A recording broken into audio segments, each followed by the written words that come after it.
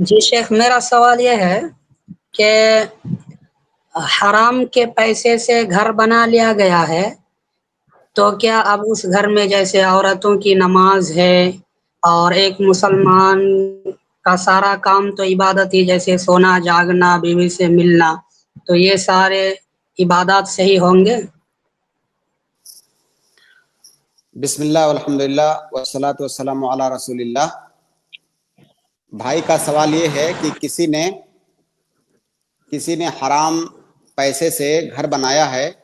تو کیا اب اس گھر میں اس کا رہنا، اس گھر میں نماز پڑھنا، بیوی سے ملنا اور کھانا پینا، دوسرے کام کرنا، کیا یہ کام کرنا اس کا درست ہوگا، جائز ہوگا یا نہیں؟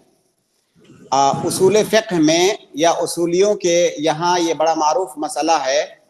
اور عام طور سے اس مسئلے کو نام دیا جاتا ہے الصلاۃ فی الدار المغصوبہ، یعنی اگر کسی نے کسی کا گھر غصب کر لیا، زمین غصب کر لی اور اس زمین میں نماز پڑھ رہا ہے، تو کیا اس کی نماز صحیح ہوگی کہ نہیں؟ بڑا اختلاف ہے اس مسئلے میں، لیکن صحیح بات یہ ہے شریعت کے اصولوں کی روشنی میں کہ اس گھر کے اندر جو بھی ایکٹیویٹی وہ کر رہا ہے، چاہے وہ عبادتیں ہوں یا دوسرے دنیاوی اعمال،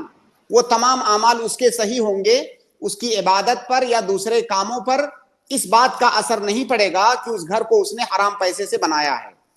اس کی وجہ یہ ہے کہ دونوں کا جہہ الگ الگ ہے۔ اس کو کہتے ہیں کہ جب دو چیزوں کا جہہ منفک ہو، الگ الگ ہو،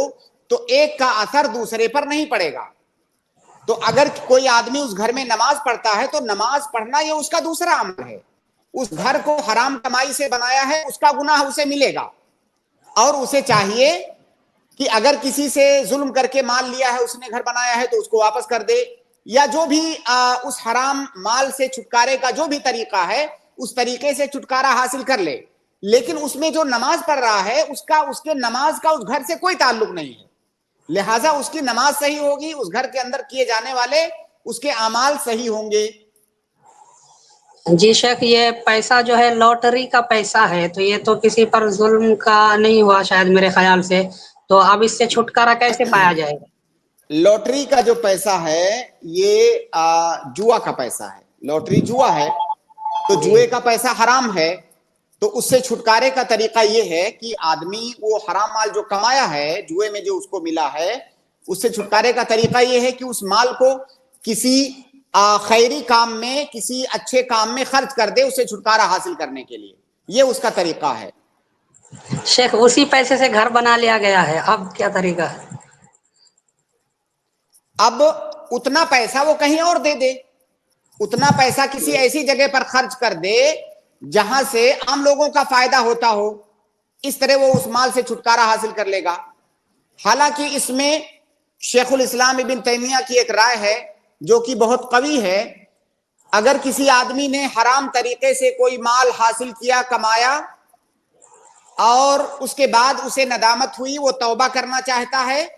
اگر وہ توبہ کر رہا ہے سچے دل سے، تو وہ مال وہ استعمال کر سکتا ہے، بشرطے کہ اس مال کو کسی اور سے ظلمن نہ لیا ہو۔ اگر ظلمن لیا ہے تب تو واپس کرے گا، اگر ظلمن نہیں لیا ہے کسی سے اس مال کو اور وہ توبہ کر رہا ہے تو اس کو استعمال کر سکتا ہے۔ حالانکہ دیگر علماء کی رائے یہ ہے کہ بہتر یہ ہے کہ اس سے وہ چھٹکارا حاصل کر لے، لیکن اگر وہ اس سے چھٹکارا حاصل نہیں کرنا چاہتا ہے، سچے دل سے توبہ کر رہا ہے، تو شیخ الاسلام ابن تیمیہ اور کئی دیگر علماء کی رائے میں اس مال کو استعمال کر سکتا ہے، بشرطے کہ اس برائی سے مکمل طور سے توبہ کر لے اور مستقبل میں ادھر پلٹنے کا نہ پلٹنے کا اس کا مکمل عزم ہو۔